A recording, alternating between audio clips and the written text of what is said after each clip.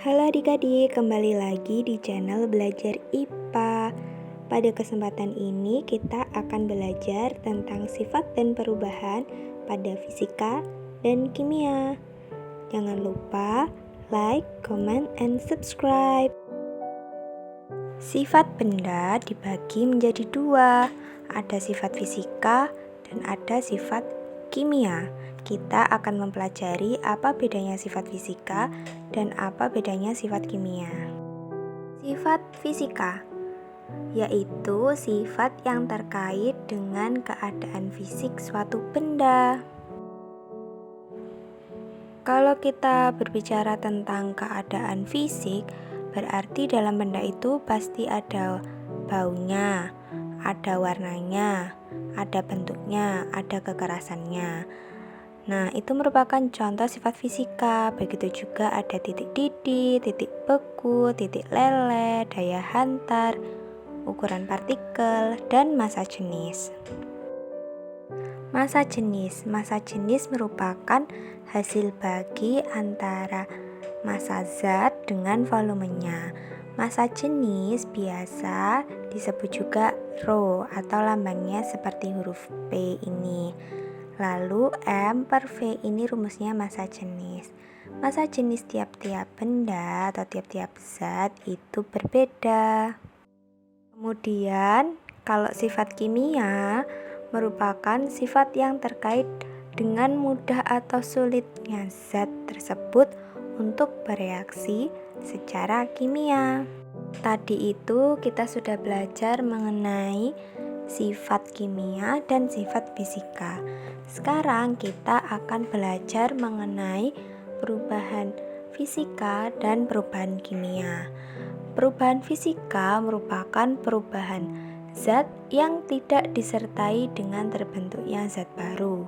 Kalau perubahan kimia yaitu perubahan zat yang menghasilkan zat baru dengan sifat kimia yang berbeda dengan sifat asalnya. Perubahan fisika. Jadi contohnya misal ada es mencair.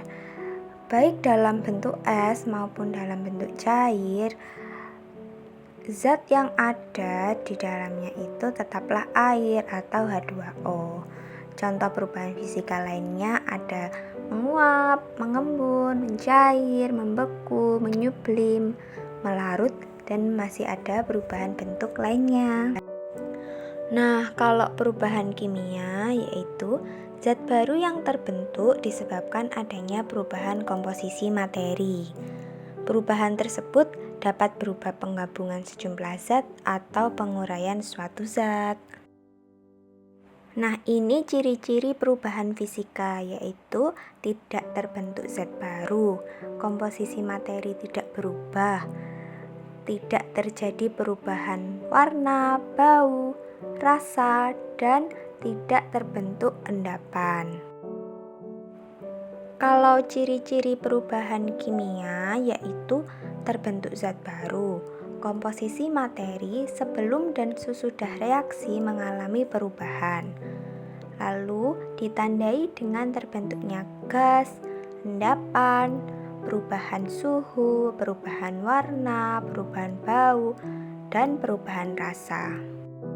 Kemudian contoh dari perubahan fisika yaitu beras yang diubah menjadi tepung beras, kemudian kayu yang diubah menjadi kursi, atau kayu yang diubah jadi lemari, atau kayu yang diubah jadi meja. Lalu ada gula yang dilarutkan di dalam air, ada bola lampu listrik yang menyala, dan ada air yang berubah menjadi es atau es berubah menjadi air. Lalu kalau contohnya perubahan kimia apa Kak? Contohnya ada singkong yang diubah menjadi tape, ada proses pembakaran kayu, ada juga makanan yang udah basi atau makanan segar berubah menjadi basi. Lalu ada susu yang diubah menjadi keju atau diubah menjadi yogurt. Lalu ada besi yang berkarat. Jadi dapat adik-adik simpulkan bahwa perubahan kimia ini tidak bisa kembali ke bentuk semula atau dia menghasilkan bentuk baru. Jadi kalau singkong diubah jadi tape, Apa memungkinkan kalau tape kembali lagi menjadi singkong? Nah, terus kalau susu diubah jadi keju, apa memungkinkan keju berubah kembali menjadi susu? Kan tidak, malah membentuk bentuk baru, susu berubah menjadi keju.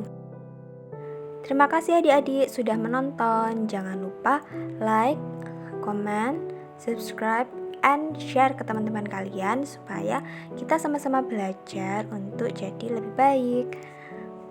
Nantikan video selanjutnya. Dadah!